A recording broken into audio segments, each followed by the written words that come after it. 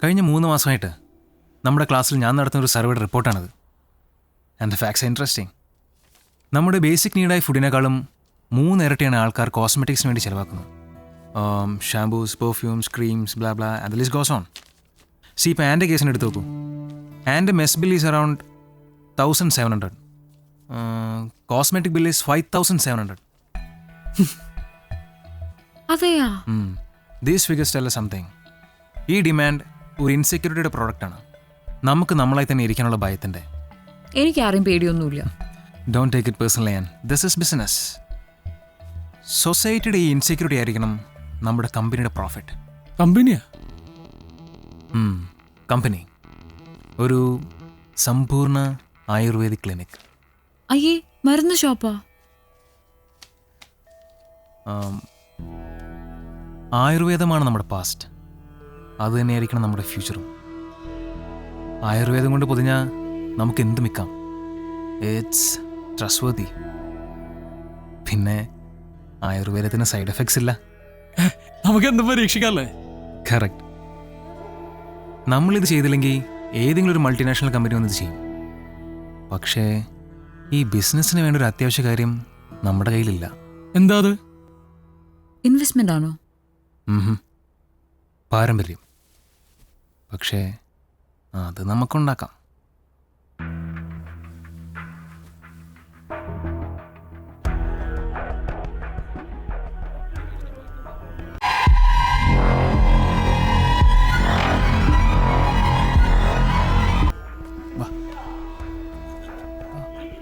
അതാണ് ഞാൻ പറഞ്ഞ സുധീർ. നിങ്ങൾ സംസാരിക്കും, ഞാൻ പുറത്തേക്ക് നിൽക്കാം.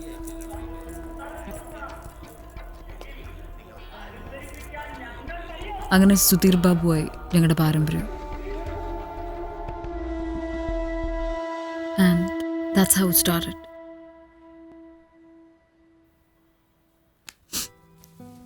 എൻ്റെ 25,000 rupees ആയിരുന്നു കമ്പനിയുടെ ആദ്യത്തെ ഇൻവെസ്റ്റ്മെൻറ്റ്. 2 yearsൽ കമ്പനി ഫ്ലറിഷ് ചെയ്തു. ഒരുപാട് പ്രൊഡക്ട്സ് ലോഞ്ച് ചെയ്തു. ആ സമയത്ത് ഞാനും രാഹുലും ഒരുപാട് ക്ലോസായി. പക്ഷെ ഞാൻ ഒരുപാട് ലേറ്റായി അവനെ മനസ്സിലാക്കാൻ, അവൻ എന്താണെന്ന് തിരിച്ചറിയാൻ. ഒരുപാട് വൈകിപ്പോയി.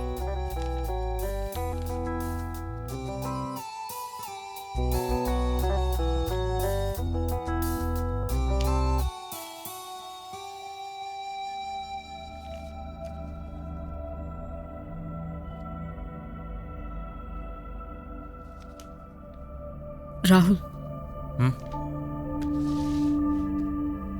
ആരാ ഇത്?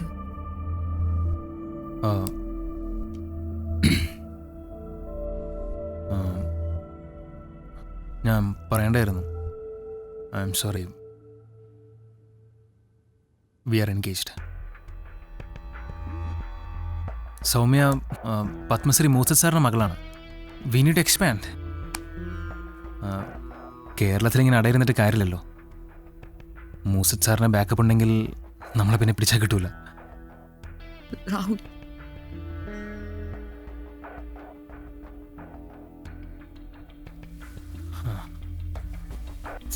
പറഞ്ഞ് മനസ്സിലാക്കി കൊടുക്കാം.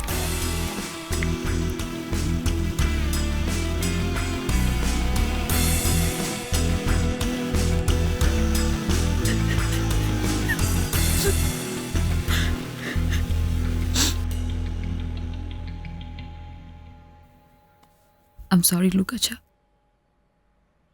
ഞാൻ ലൂക്കാച്ചനോട് ചെയ്തതിന് കർത്താവ് എനിക്ക് തന്നതായത്. I know I deserve it. But Rahul, അവൻ വലിയ കള്ളനാ. Is a cut business man. അവൻ ഈ നാട് നശിപ്പിക്കും. എല്ലാവരും നശിപ്പിക്കും. No one can stop him.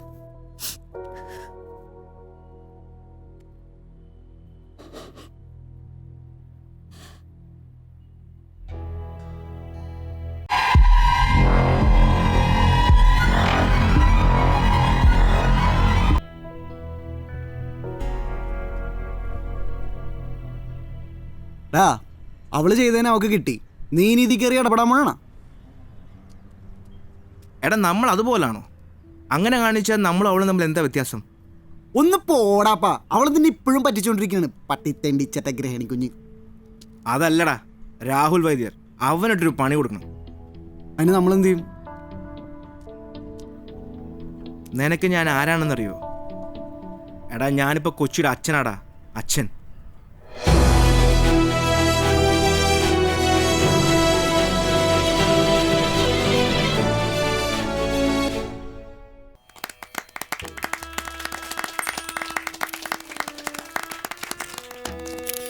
Dhanvantari നമഃ.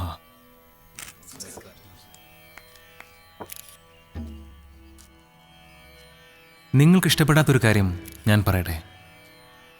കേരളത്തിൽ 70% ആൾക്കാർ ലൈംഗിക അസംതൃപ്തിയിലാണ്.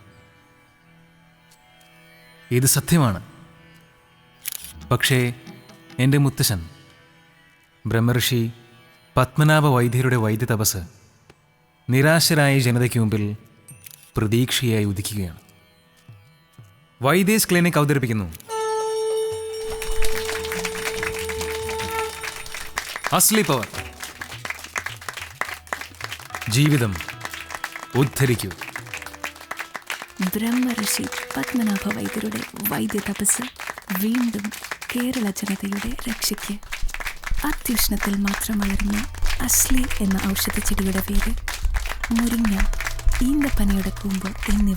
വൈദ്യേഴ്സ് ക്ലിനിക്കിന്റെ CEO ആയ രാഹുൽ വൈദ്യർ അന്യായമായി തടവിൽ പാർപ്പിച്ചു എന്ന് പറയുന്ന നാടക നടൻ സുധീർ ബാബുവിനെ പോലീസ് മോചിപ്പിച്ചു. മൂന്നാർ വട്ടവടയിലെ ഒരു എസ്റ്റേറ്റിലായിരുന്നു ഇയാളെ തടവിൽ പാർപ്പിച്ചിരുന്നത്.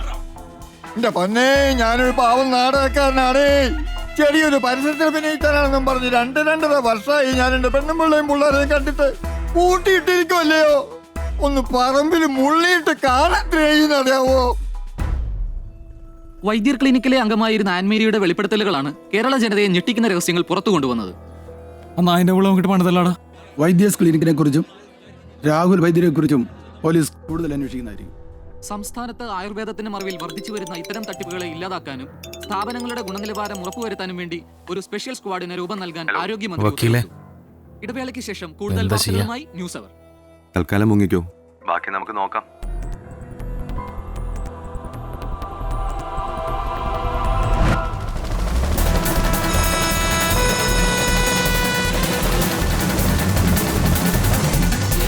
ഇന്ന് രാവിലെ പോലീസ് വൈദ്യർ ക്ലിനിക്ക് റെയ്ഡ് ചെയ്യുകയും സ്റ്റോക്ക് ചെയ്തിരുന്ന ഉൽപ്പന്നങ്ങൾ പിടിച്ചെടുക്കുകയും ചെയ്തു. വിശദ പരിശോധനയ്ക്കായി ഇവ ലാബിലേക്ക് അയച്ചിട്ടുണ്ട്. വൈദ്യവൃത്തി ആത്യന്തികമായി ഒരു സേവനമാണ്, ഒരു ബിസിനസ് അല്ല. ആയുർവേദം എന്ന് പറഞ്ഞാൽ കേവലം ഒരു ചികിത്സാരീതി മാത്രമല്ല, അതൊരു ജീവിതചര്യയാണ്. തട്ടിപ്പിനിരയായ ഒരു കൂട്ടം ആളുകൾ വൈദ്യർ ക്ലിനിക്കിലേക്ക് തള്ളിക്കയറാൻ ശ്രമിക്കുകയുണ്ടായി. പോലീസ് അവരെ ബലം പ്രയോഗിച്ച് പിരിച്ചുവിടുകയാണ് ഉണ്ടായത്. മാഞ്ചിയം, ആട്, ഹിമാലയം, ലിസ്, ശബരിനാഥ്. കേരള ജനത വർഷങ്ങളായി പറ്റിക്കപ്പെട്ടുകൊണ്ടിരിക്കുകയാണ്. ആ ഗണത്തിലെ അവസാനത്തെ അംഗമാണ് രാഹുൽ വൈദ്യർ.